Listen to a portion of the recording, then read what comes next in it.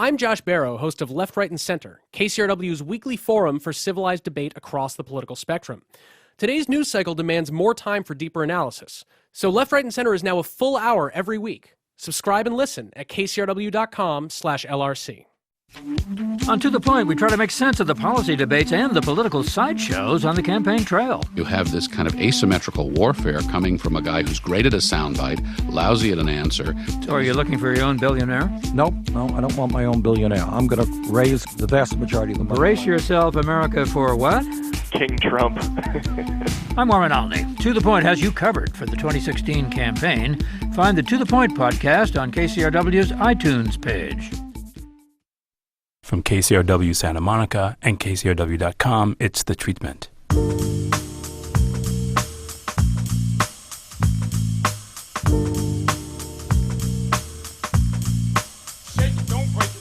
Check.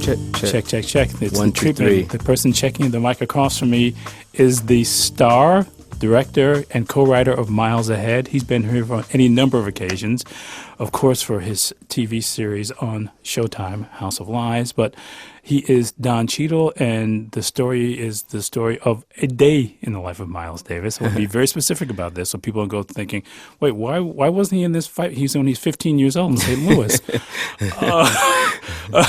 It's a lot of material to boil down, but it's a really fascinating film, and Don Cheadle's here to talk about it. First of all, thanks so much for coming to talk about the film. Thank you for having me, Elvis. And thanks for the sort of KCRW shout-out in the film, WCRK. There you go.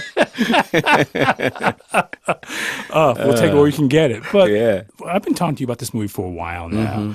And but every time I talk to you, it's been like this kind of series of diminutions. With stuff being this, Yep. I've got my hands pretty widespread. And it still covers a lot of material, but you had to shave the budget down any number of times, didn't you? Yeah, every time that there was sort of a dance with a potential financier, and they'd say, oh, wow, this is great. I mean, everybody responded to the script, dug the script, liked how it was constructed, understood the dynamics that we were trying to do.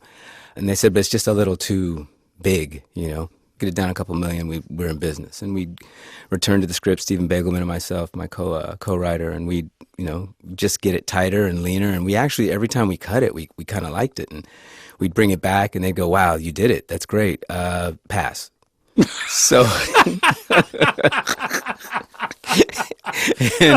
and that happened, I don't know, 4 or 5 times. It was just a constant, uphill battle. And at one point, really, I mean, we wrote 2 other scripts during this period of time, sold another show, we were really, always came back to it, and it was the one that we really, really loved, but just constantly running into that kind of roadblock.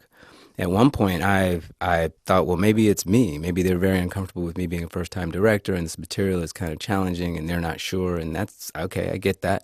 Let's get another director in who has a track record and somebody that they can hopefully have some confidence in and start writing a check. And I went to a few guys, and we did that dance with them for a minute, and they all ultimately turned around and were like, this is yours. This is yours. Why would I direct this? You direct your own thing. You're all over it. You got to do it. And I'm like, because we can't get a green light, so I'm just trying to get green. And eventually I took it back on and did it. Yeah, you said it the other night when we were doing the Q&A, because I just feel it's this kind of that's in your blood, because so much what you do as an actor, and we've talked about this here before, is physical. And so much of Miles was about a physical presence, about a physical mystique, in fact, you want to create. Yeah. And I feel like you must have almost got that first. Well, it was definitely a part of it. It's something that I've been looking at Miles and Miles tapes from, every sort of iteration of who he was, and every new, kind of style that he put on, a new car he had, or new way that he approached his new hair. Like every time, Miles was new every time you saw him. Or the blue contact lenses. Whatever he was doing, it was always some new thing about how to express himself. And then when the paintings, I was like, oh my God, the dude's a painter too, and a really good one. So I've been looking at Miles for a long, long, long, long time. So I guess there was something that was in there, already. But I was... But did you like the physical thing of him? That kind of, that swagger that basically dared you to talk to him? Because you got that pretty fast, obviously. Well, yeah. I mean, I really understand it. I feel like there's something about that, talking to his family about it, that there's also a lot about that swagger that is about protection. and trying to guard that soft place in the middle of you that you create from, that people want to get at and want to know what it's about and poke at it and want to pull at it. And he just created this sort of like stay off of me thing. A lot of it was who he was, but also a lot of that was about trying to protect that place that he created from and keep it for himself and not give it away. Yeah, I mean, because so much of this character, I mean, there's a kind of an arrogance that masks that insecurity that so many people don't even associate with Miles Davis. Yeah, they think he's not a human. And in some ways, they think, it's all cool and it's all just this exterior, this roughness. But when you think about it, the hardest people that we know, like the coolest people that we know, are sometimes the scaredest people that we know, and sometimes the most cautious people that we know and afraid of being hurt. That's not an excuse for his behavior or anything like that, but it's definitely, I understand it. And, when you read the research and come up against stories like Miles thinking about, is it cooler to tap my whole foot to keep time or just tap my foot inside my shoe? Now that belies the coolest person in the world. The coolest person in the world isn't wondering who's looking at his foot. So that, to me, when you find nuggets like that, you're like, yeah, of course this person is, there's much more to it than that facade would seem to represent. But there's so much self-awareness in him, and the idea of playing that and sort of personifying that must have been kind of scary to you. Well, I mean, it's always, in a way, I mean, except for all the pressure that, that came with the taking on all of the roles.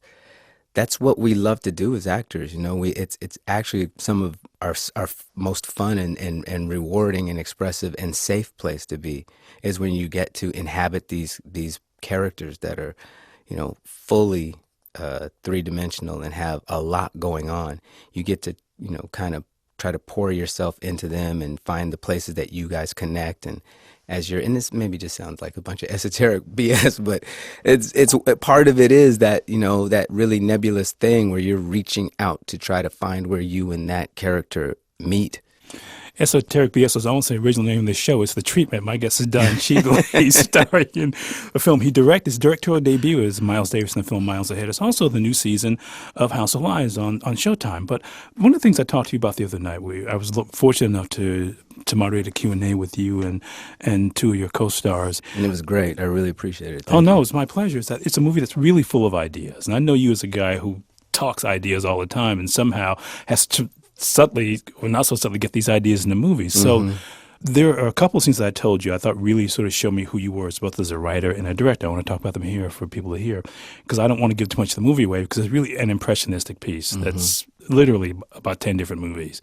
But it holds together in this kind of emotional through line, which I said the other night. There's an emotional truth to it. And it's almost like it's Scheherazade telling stories to keep himself from being bored. But the two great moments for me are, there's a moment where he gets in a fight with a journalist played by Ewan McGregor who locks him out of his house. And that for me was the metaphor of the movie. I mean, that story you're trying to tell. We should say the movie takes place during that 5-year interregnum when Miles didn't record, and there were all kinds of rumors that he had died and all kinds of things that happened. He went from being incredibly public to just disappearing from the public eye. Yeah, the Howard Hughes of jazz, they were saying. Yeah, absolutely. And that scene is, I think, a really remarkable piece of work. You're right. You landed on what we were, the purpose of that beat.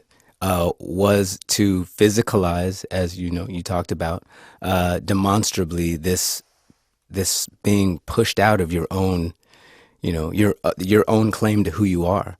He was, in that moment we were going to, if we had the set to deal with it and we had the location that would have allowed us to do it, I wanted to jump way across the street and shoot from the top of a building and just have Miles be very, very small in the frame and just dwarfed by sound, by passersby, this idea that you can be this incredibly prolific and important figure and have such an impact on your art form, your world, and then because you've given it away or let it slip out of your fingers, or this mercurial thing that is hard to hold on to, and then you can just be someone that's pushed out, and everyone gets to define you. You no longer define yourself. You're just this small thing, even though you were Miles Davis.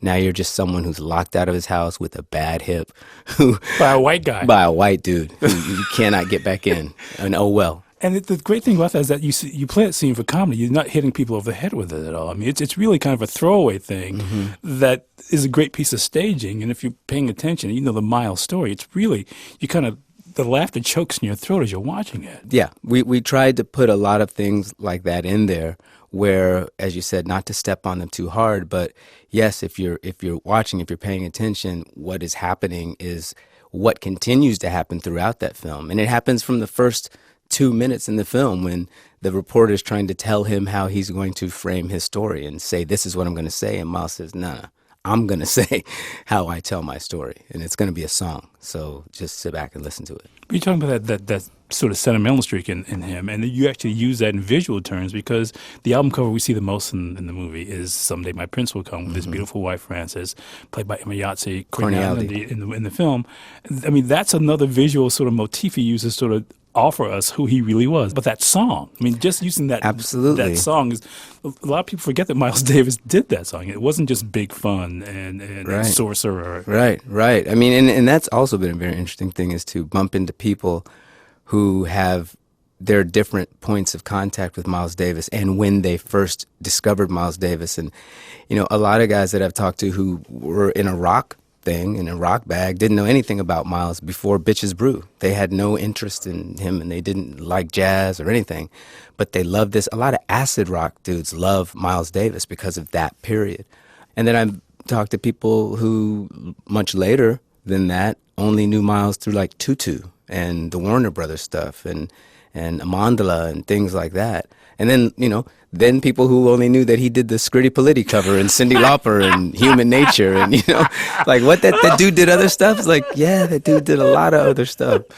But so, you know, for me, it's always great because people get to have their end point whenever it is, and then can often move in either direction and bump into a bunch of other great, you know, music that this man put on the planet for us. But you must have found one of the ways you connected with him is that he clearly had a fast-moving, easily bored mind. That's right. And you must have just felt this, in some ways, that was perfect for you, because I know you as that kind of guy. Well, what it did for me in the film was, you know, matched up very well with the sort of tempo rhythm that I had as the writer, director, producer, composer. You know, everything was at a high rate of intensity, and it was constantly moving. And it's things that we actually thought about, Stephen Bagel and myself thought about when we were writing the script, is that we wanted it to be structured in such a way that I, functionally having to exercise all of these, you know, different jobs, could do it and stay in my character as much as I could. That I could have that sort of up-tempo, frenetic restlessness, and it would feed itself into the script and into the production and into what we were trying to do, into the whole process. So we wanted to be meta about the whole thing, from soup to nuts, all of it. But it also helps, too, if you're setting in a period where he's not recording, so you don't have to stick to any one style of music, doesn't it? Yeah, I wanted to definitely have the opportunity to use all of that music, because I'm not a fan of everything, but I'm a fan of parts of all of it.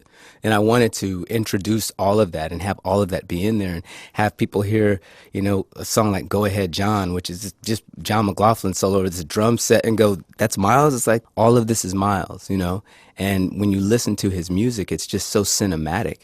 And there are songs that, as we, you know, I think demonstrate in the movie, that you just can put right into the film, and, you know, then it feels like it was scored for that scene. So we wanted to have the music be as much of a driver as any sort of plot that we came up with. But an album like Bitches Brew really is like a movie that he basically, you can edit 4 or 5 different versions, and you hear the unexpurgated Bitches Brew, which is like 4 hours. Yeah. And it's all over the place. You get to hear what the editing process was like for him. Well, I think it's amazing, and you know, they were making loops then. You know, really earlier than that, Tio and he were doing things that, you know, hip hop does now. They were doing in 1958, 1960, and to hear that album is really to experience, I think, Miles Davis, because it feels to me like it's falling apart at the same time it's coming together, and you get to be a part of this process, and they're showing you all of it. And it's, in some ways, to me, like the highest respect that an artist can pay to his audience, which is to say, here, look, come in, we're going to show, you get to sit in the room and hear how we work something out. Because I feel like Bitches Brew, for me, in this weird way, reflects what the movie is, because so much about showing those rough spots and those corners in the life. You know, this is about, listen, either you got to respond to this first and foremost emotionally. That's right. And that's what you wanted the movie to be, wasn't it? Yeah. And really feel like a composition, and really feel like an expression, and my expression of my experience of Miles Davis music. You know, it's like, I've said this before, but it's like Don Cheadle is Miles Davis as Miles Davis in Miles Ahead. That's how we used to talk about it, that we are completely aware that we are taking this artist's life and saying, we're going to approach it as he would approach his medium. That's how we want to approach our medium. More that we are taking instructions from Miles Davis about how to be creative and how to approach your work, as opposed to giving instructions about Miles Davis and what he did, you know, chronologically in some way that feels like we're just trying to allow you to cram for a test, for you to, you know, get your pop quiz on when you leave. Well, we're going to take a break and let you get your pop quiz on. My guest is Don Cheadle. His new film is co-writer, director, star, everything you want to name, including performer as a musician, is the film Miles Ahead. It's a treatment. There's more to come. Stay with us. Long before podcasts, there were radionovelas. Celestial Blood is the first ever to combine the two. One version in English and another one in Spanish. Listen with your grandma, only from KCRW.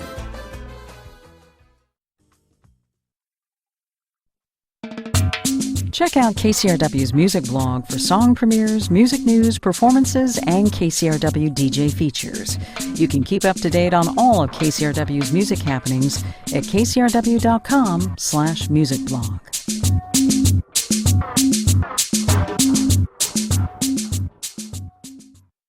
Welcome back. There's way too much to talk about with my guest, our old friend Don Cheadle. It's the 20th year of the show, and it's always good to have an old friend back. He's back with new wine in a very new bottle. The movie is Miles Ahead, in which he plays Miles Davis, which he co-wrote, which he stars, which he directs, which he plays in.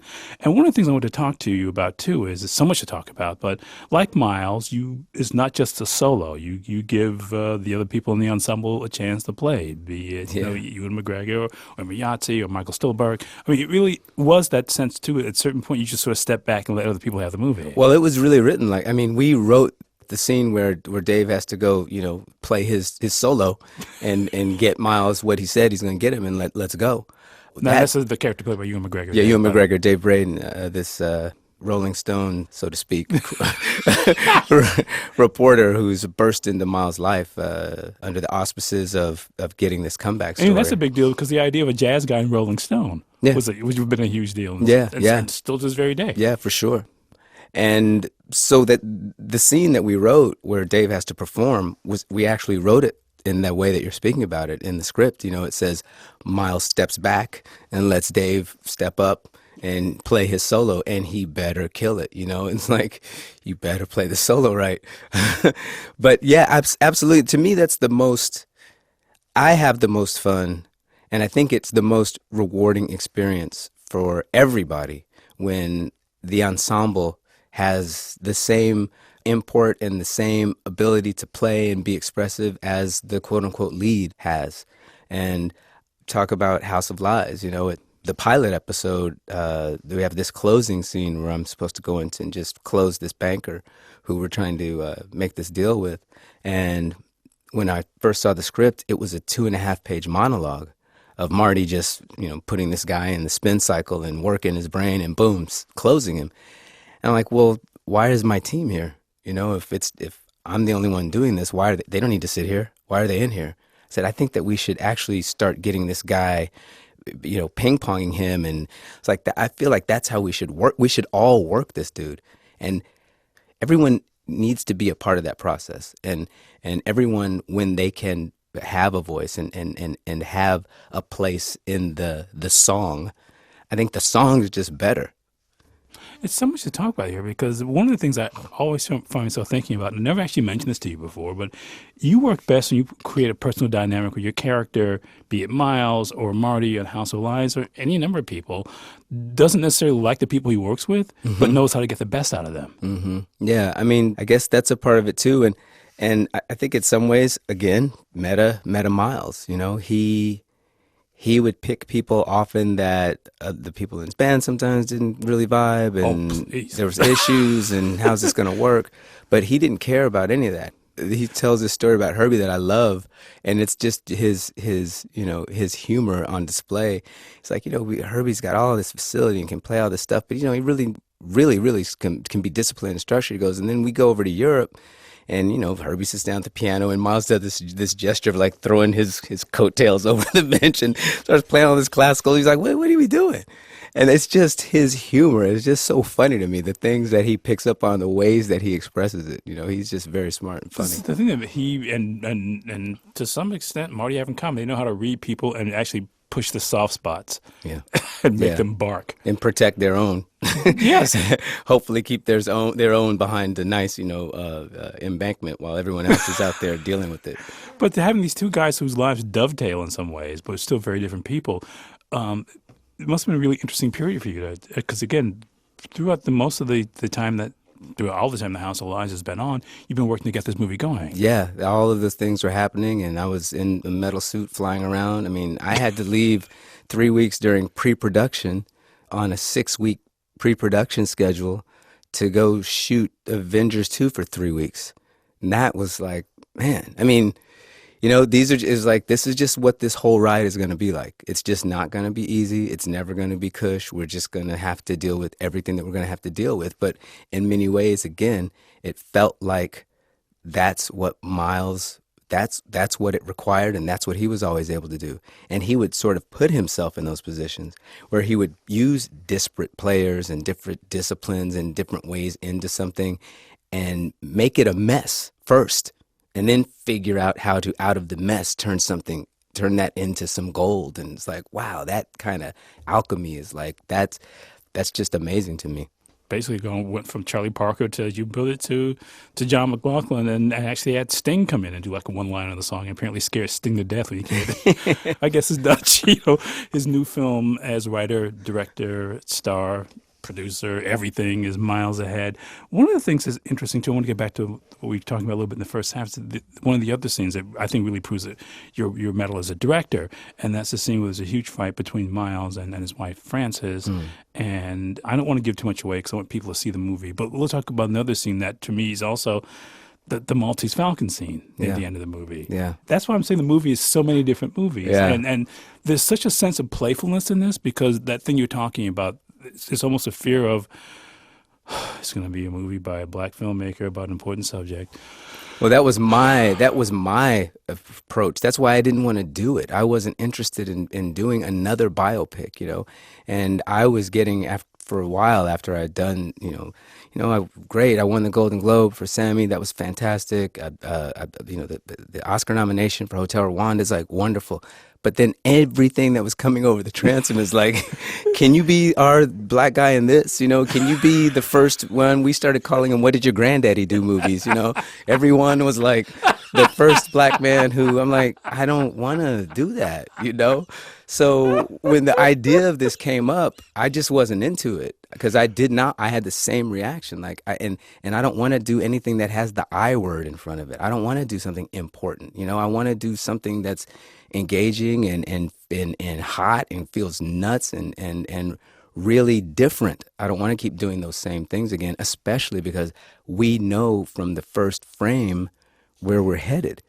And I felt like, especially with Miles Davis, to do that would just be an affront. So I'm very, very glad that the family, understood and got on board and was totally behind the idea that what we should do is something that feels like Miles Davis, as opposed to being something that is the cliff notes of his life. And it really helped to keep coming up against 1,000 no's and being forced to go back and rethink exactly what is needed and what is necessary and what you can do without. You said the other night you were kind of shocked when I asked you if Junior was supposed to be this younger manifestation of Miles, because it seemed kind of evidence, pretty obvious to me, especially seeing that room and he's a junkie, which he was at that age, and all those kinds of things. I mean, it's a movie that if people know what they're seeing, then that deepens the enjoyment for them. Correct. But it also has clearly for you had to function as a movie that was first and foremost an entertainment. And for people that who don't know Miles Davis, that was it. That was, to me, that was our marching orders, first and foremost, to not try to do something that was so inside that only people who knew the life and the history could attach. I wanted everyone to be able to come in and be engaged. And yeah, there's a lot of Where's Waldo in the movie for people who do know a lot about Miles and do understand all of that, including the songs that we used. You know, the first song that we used for MacArthur is Prelude. You know, the first song when he pushes through the elevator in is Miles Ahead. You know, it's all of the songs were also keys to what it was that we were trying to accomplish in the film, in the ways that we were trying to keep, you know, echoing and quoting like jazz music does, these quotes that, you know, in other art forms it would be a ripoff. You know, if you did it, they say, oh, you're ripping it off. But in jazz, you can play Someday My Prince Will Come in the middle of a solo, and people are like, oh, you're just quoting that. You're bringing that thing forward. It's what the French call homage and we call actionable That's here in right. the United States. But I have to ask you this, because I do wonder, what was it like the first day on the floor directing your first film? It was really scary. It was an exterior. So, yeah, just start right off on something difficult. Exterior, cars, it's the pulling up to Columbia. Oh, okay. Yeah, with Dave. We had, you know, buses and cars and a corner that we thought we had control of. Then we show up on the day, they're like, no, you can't actually control that street corner. It's like, oh, okay, so we have to make sure that we control the frame. You know, crowd not locked up. Oh, we didn't know that you needed crowd control. It's like, well, that'd be cool if we could not have people that aren't in the movie walking through the set. That would be cool. So it was just, day one was just really trial by fire, and it never got a lot simpler than that. It was always very, very tricky. It's a new city. They were very great to us, Cincinnati. They really opened their arms and made every sort of effort to aid and assist us. But they're a new city to this. There wasn't a lot of redundancy in every department. So it was all hands on deck. People were doing things that they had not done before and were, you know, trying to accomplish things that were really new to them.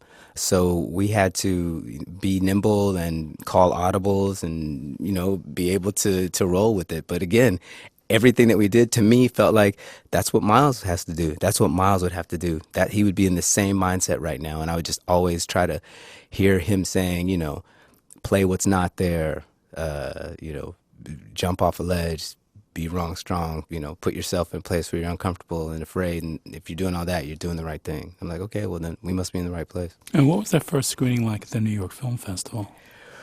Amazing. I was upstairs in the sort of lobby waiting area before we went down, and I was really, really, really nervous and not feeling comfortable at all, and wasn't feeling like Miles Davis at that point. I was feeling like scared ass Don Cheadle. And my daughter saw it all on me, and she's like, you know, Dad, are you all right? I was like, oh, not really. She's like, you're here. You did it. It's done. You should just be happy. And I'm like, yeah, I'm working on it. And she said, Dad, I remember being 9 years old, sitting on your lap as you wrote this thing and driving in the car and you playing all of this music. And you've just been living with it so long. And now you're going to show it to people and it's out. And it's such a huge accomplishment. You should just, you know, be happy about that part of it. And I was like, wow, okay. My kid, you know, got my head right before I walked into the theater. You know, thank you. What a time. You know, it's always fun to have you here, Don. Anytime you'll come back, you're always welcome. Thank you, man. My pleasure. The movie is Miles Ahead. It's star, co-writer, director, producer. Enough. We're out of time. Like, I can't think for everything. Don Cheadle. He's also starring in the new season of House of Lies on Showtime. You can come back and talk about that at some point, I guess, and being in Havana and smoking cigars. Or not smoking cigars. I want to get you in trouble with your kids. Yeah. Let's thank NPR West. The show is mixed by Kat Yoris, edited by Blake Veit, who's the associate producer. I'm Elvis Mitchell. It's The Treatment.